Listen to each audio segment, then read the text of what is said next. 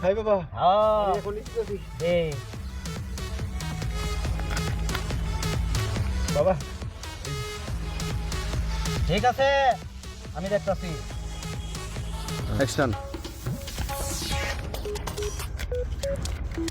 বাবা এই যে বাবা ঠিক আছে সমস্যা নাই শুন কি বলি তুই এখন এন থেকে উঠতে যাইবে তোরা বাড়ির সামনে যে তেপতার মুড্ডা আছে না জি এই মুড্ডার মাঝে গিয়ে দেখবে মাটির নিচে পুরা দিবি আচ্ছা অলঙ্কারটি পাইবি অলঙ্কারটি পাওয়ার পরে